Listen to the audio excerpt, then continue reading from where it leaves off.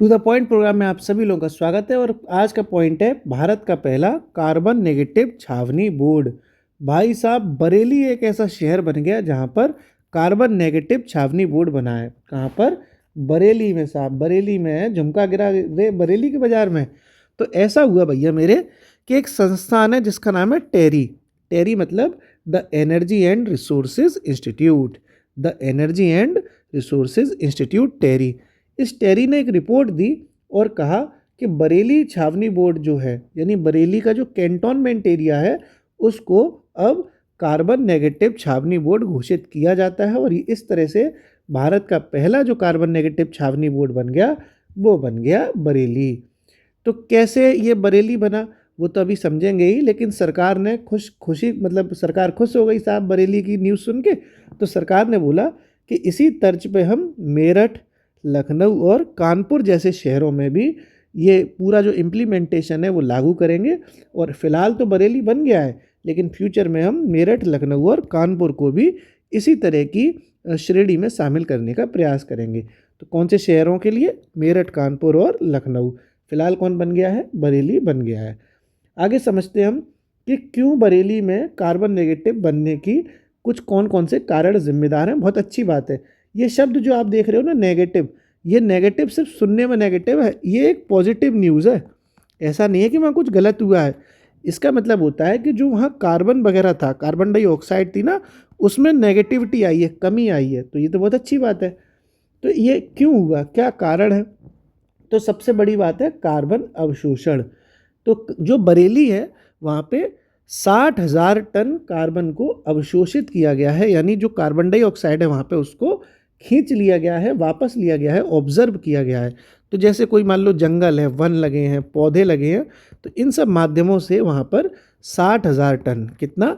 60,000 ton carbon अवशोषित किया गया है। इस वजह से ये वहाँ पे खुशखबरी मिली है। और क्या क्या प्रयास किए गए थे वहाँ पे? बरेली में वेस्ट मैनेजमेंट प्रणाली भी लागू की गई थी।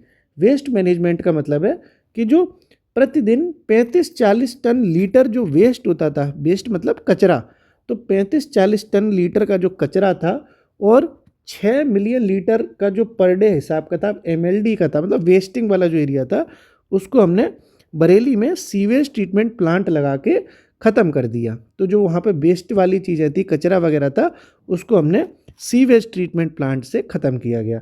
तो ये इस वजह से ये दो बड़े कारण रहे बरेली के। ओके साहब, कुछ और भी कारक जिम्मेदार हैं। जैसे वहाँ पर खूब सारा पेड़ पौधे लगाए गए, वन क्षेत्र में वहाँ पर वृद्धि की गई, ग्रीन कवर बढ़ाया गया, मतलब हरित आवरण, मतलब पेड़ पौधे लगाए गए। इस वजह से बरेली में ये एक अच्छी खबर आई। अब कुछ आपको मैं वर्ड समझाता हूँ। एक वर्ड होता है दोस्तों कार्बन न्यूट्रल। कार्बन न्यूट्रल का मतलब क्या है? इन्वायरमेंट से संबंधित चीज़ है ना, लोअर पीसीएस में इन्वायरमेंट का कितना बड़ा रोल है। तो कार्बन न्यूट्रल का मतलब ये है कि जैसे मान लो कहीं 10,000 टन कार्बन डाइऑक्साइड निकल रही है, ठीक है? तो जितना कार्बन उत्सर्जन हुआ उतना ही कार्बन हमने अवशोषित कर लिया, यानी जितना हमने गंदगी फैलाई उतनी गंदगी हमने साफ़ कर दी। तो हमारा क्या हो जाएगा? उसको हम कहेंगे कार्बन न्यूट्रल। जितनी गंदगी फैलाई उतनी साफ़ कर दी, तो वो हो जाता है न्यूट्रल हो गए हम, मतलब बिल्कुल जीरो पे आ गए। न ज़्यादा फैलाई न कम करी, क्योंकि हमने जितनी फैलाई उतनी समेट दी साहब। ये हो जाता है कार्बन न्यूट्रल। एक होता है कार्बन नेगेटिव।